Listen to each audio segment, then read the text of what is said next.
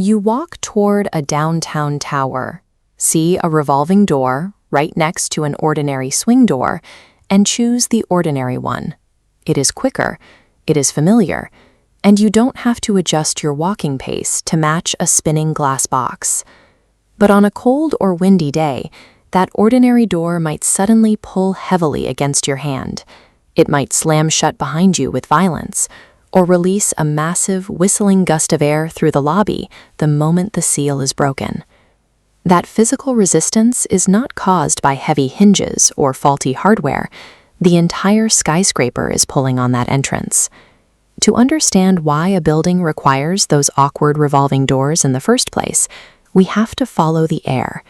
We have to trace its path from the sidewalk, through the lobby, up into the heights of the structure, and back down to the entrance.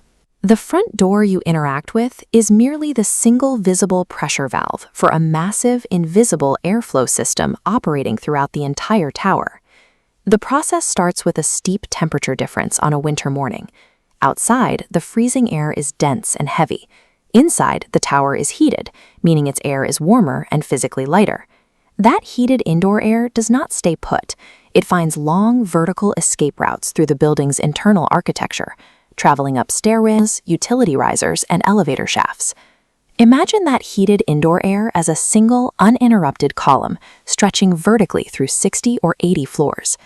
This diagram illustrates what structural engineers call the stack effect or chimney effect. As that warm air naturally rises and leaks out through the upper floors and roof, it vacates the space below. That creates a massive vacuum pressure at the very bottom of the building. The building has to replace the air escaping from the top. The path of least resistance for that replacement air to enter is right at the street level, through the ground floor doors. The tower's height and the temperature gradient create a mechanical chimney. Anyone entering the lobby becomes an obstacle in its primary intake valve. When a normal swing door opens in these conditions, it creates a direct, unmitigated path between the freezing street and the low-pressure lobby. For a few seconds, the barrier completely vanishes. In those few open seconds, cold outdoor air is violently pulled across the floor. Conditioned warm air escapes. People waiting in the lobby feel a sudden draft, and the building's carefully calibrated heating system is suddenly forced to heat freezing air that bypassed the ventilation ducts entirely. During the morning rush hour, this problem compounds quickly. An employee enters. A delivery worker props it open. 3 visitors arrive together. The building envelope is breached again and again, creating a continuous, massive opening at the exact point where the vacuum pull is strongest. Midway up the tower sits a neutral pressure level. Below this line, the building sucks outdoor air inward. Above this line, the building pushes indoor air outward, attempting to equalize the pressure. That balance is constantly shifting. Wind hitting one side of the facade causes suction on the other. Mechanical ventilation fans push and pull air on different floors. Even elevator cars moving quickly up and down narrow shafts act like giant pistons, pushing a wall of air ahead of them while leaving a massive vacuum in the space behind them. Under all these competing forces, an ordinary lobby entrance is destined to fail. It is tasked with 2 incompatible jobs. It must accommodate a continuous flow of pedestrian traffic while maintaining a continuous environmental seal against the weather. It cannot do both at once. The revolving door solves this by dividing a circular enclosure into separate, moving compartments. You step into one wedge, rotate around the center axis, and step out into the lobby. Its core mechanical advantage is that it never creates a straight, open gap between the inside and the outside. The rotating wings maintain the physical barrier while pedestrians are actively moving through it. It is not perfectly airtight. Small volumes of air slip past the weather stripping, and every compartment carries some outside air inward. But it strictly limits that volume, preventing the massive, unrestricted wind tunnel created by a wide-open swing door or a sliding automatic entrance. The physical consequences of this limit are highly measurable. In a study conducted at a Massachusetts Institute of Technology campus building, researchers tracked the energy impact of this specific architectural choice. They found that if users consistently chose the revolving doors over the adjacent swing doors in just that one building, It would save nearly $7,500 in natural gas and avoid 15 tons of carbon dioxide emissions over a single year.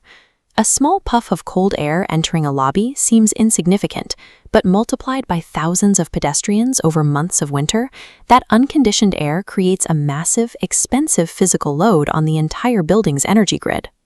The revolving door does not work in isolation. Sealing the front entrance is useless if the rest of the internal tower is a network of leaks and drafts. Tall buildings rely on layered pressure controls to choke this airflow. They use deep vestibules, sealed elevator lobbies, and physical barriers inside vertical shafts, like the tight geometric turns of an industrial stairwell, to intentionally break up the continuous vertical airspace.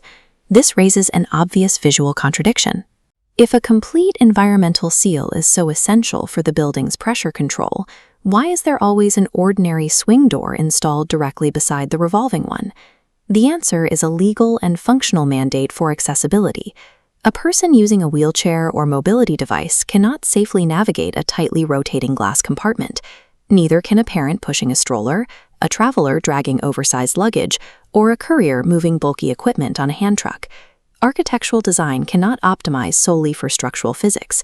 The building must deliberately compromise its mechanical seals, accepting a temporary loss of climate control, to ensure equitable and safe access for all the humans actually using it. A spinning circular door is also not the only valid engineering solution. Modern skyscrapers can achieve similar results using deep double-door vestibules, highly controlled automated compartments, or intense mechanical pressurization systems on the ground floor. The climate matters too. In regions with long, intense summers, the extreme heat forces the entire airflow system to reverse direction. This diagram shows the reverse stack effect. Heavy, cooled indoor air sinks down the elevator shafts and pushes forcefully out through the lobby doors, while warm outdoor air is sucked into the building near the roof. Every rotation occurs at the exact point where internal mechanical systems meet the external weather. The revolving door serves as a continuous moving pressure barrier at the base of a vertical network.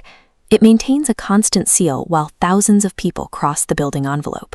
When a lobby door pulls back against your hand, you are feeling the physical weight of a 60-story machine managing the air pressure between the street and the sky.